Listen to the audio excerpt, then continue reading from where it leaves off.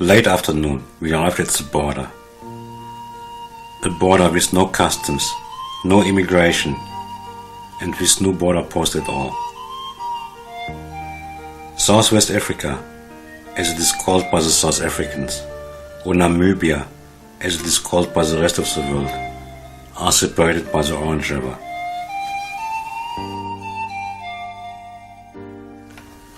The Orange River is one of the major rivers in Africa. Its source in the high mountains of Lesotho, bordering Transvaal, is more than 2,000 kilometers away. It has many tributaries. The most famous of them is the Vaal. North of the border, the countryside became even more arid and soon changed into sandy desert. Approximately 70 kilometers north of the border, we had to leave the tarred National Road. We drove westwards, following a gravel road against the setting sun, to a place called AA's. AA's is a hiker's camp and means hot springs.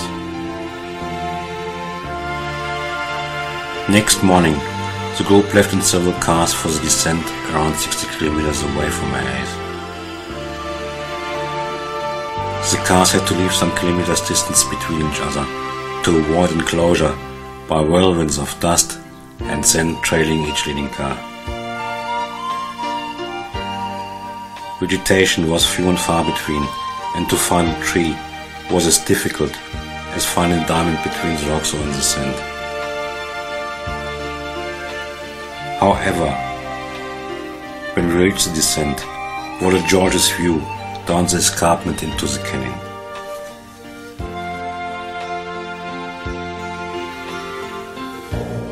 The Fish River has its source in the Naukluft Mountains southeast of Walvis Bay.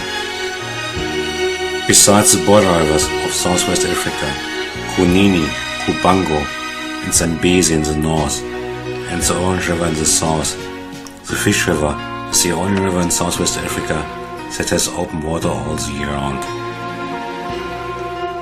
The Fish River joins the Orange River as a tributary about 100 kilometers east of Oranjemund, a diamond mining town at the mouth of the Orange River.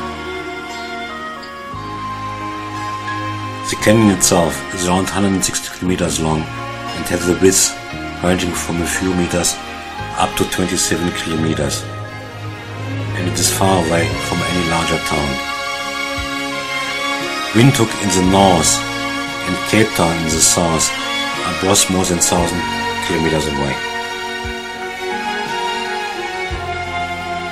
Because of the canyon's distance from modern civilization, and thereby also from any professional medical assistance in case of emergency, we had to apply to the authorities for permission to descend into the canyon. The application itself had to include a health certificate for each of us.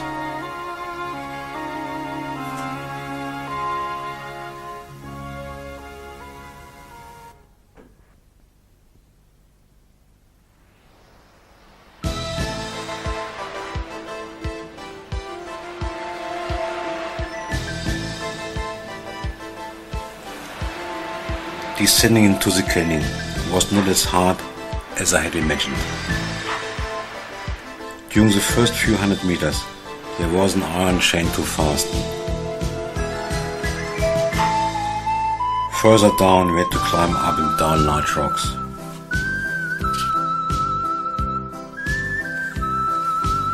After less than 2 hours, we reached the bottom of the canyon, where we had our first lunch and a short swim.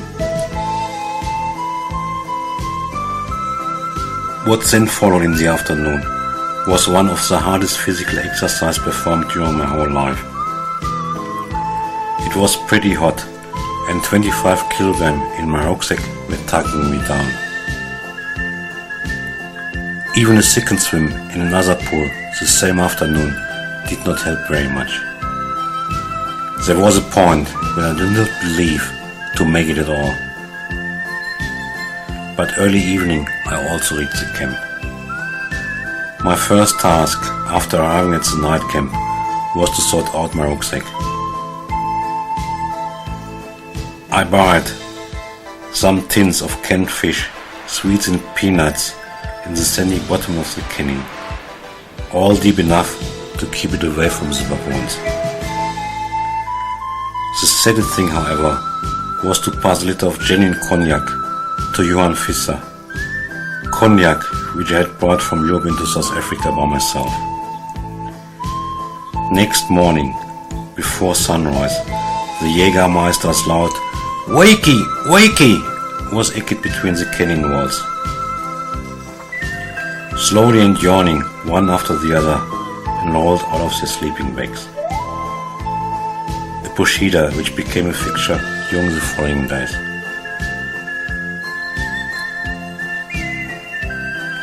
After a quick breakfast, Philip and I were the first ones on our way.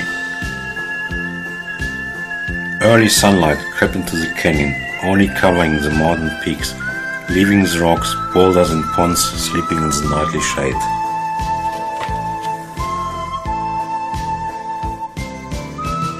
Tardy, more and more shade vanished, and after a couple of hours, it was pretty hot again. However, after sorting out my luggage, I felt like a butterfly when jumping from boulder to boulder, and all yesterday's agony had gone.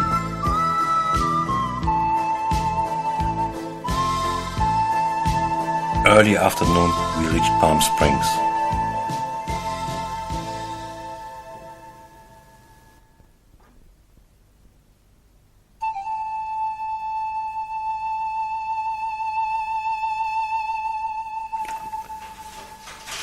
Palm Springs can be considered as a historical place. During Second World War, when all the German males in Southwest Africa had to go into internment camps, 2 Germans escaped and descended into the canyon. They found this place with hot springs where they thought they could survive. Indeed, they were so optimistic that they planted some pips of dates brought into the canyon, which are now fully grown palm trees, giving shade and relaxation to tired hikers.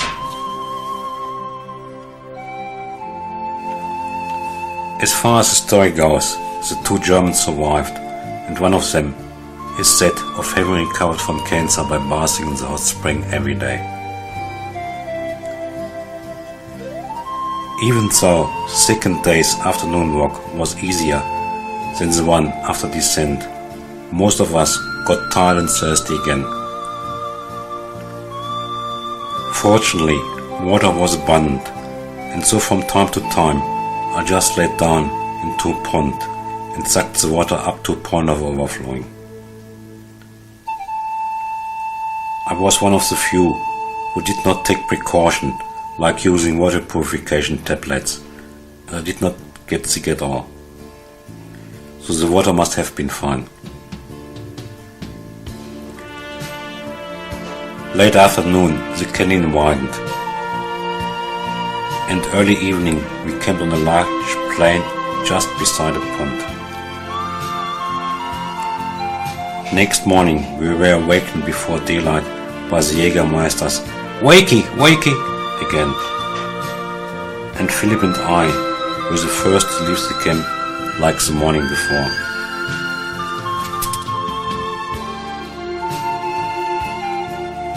We again could admire the daily fight between light and shadow in the canyon, but in the end most was covered in blazing sunlight before noon. There were peaks and mountains of all shapes, and some of them looked like mimicries of Cape Town's famous Table Mountain. And then there were these impressive reflections of mountains and walls in the pools and ponds of the river. Some of those reflections look perfectly, and it is difficult to differentiate between reality and image on a picture. The shape of the canyon began to change quite dramatically. Sometimes it was still quite narrow. Sometimes it opened wide. Here and there, some shrubs on the riverbanks could now be found as well. Their names: raisin bushes, orange thorn, wild pomegranate, fragrant thorn, and tamarisks, which I also saw in the southern Sahara some years ago.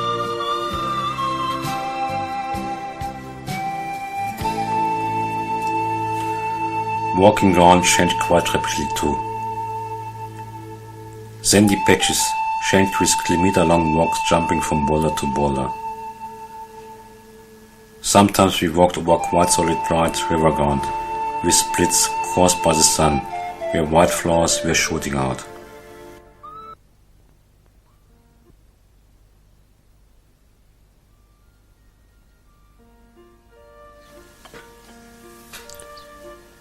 Early evening, we settled for the night at one of the large marinas of the river.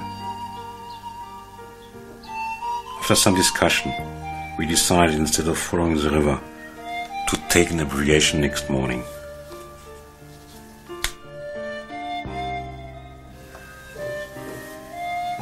In the morning we left early again to see the reddish burning morning skies.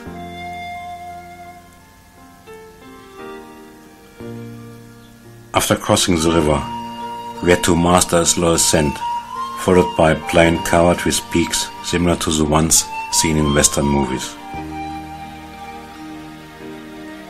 Everything got flatter, and the mountains sometimes changed to hills and then back again.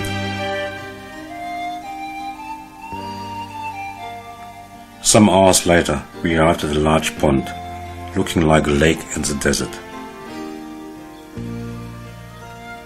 After another 3 hours of easy walk, we were only a few kilometers away from AA's. We agreed to leave it a day and allow ourselves a lazy afternoon. Only the Jägermeister and his nephew, Johann Kotze, felt they had to make it to AA's the same day. The rest of the group spent the afternoon in the pool near the campsite. After hours in the water, Carlos found he needed more exercise, and he climbed to the top of one of the mountains nearby. The others collected wood for a bonfire, which we lightened at night. Next morning, the last day of our hike, we took it easy. The rucksacks were half empty, the walking ground was flat and solid, and only 10 kilometers left to AA's. It was a Sunday, and all in all, the rest was like a Sunday morning walk.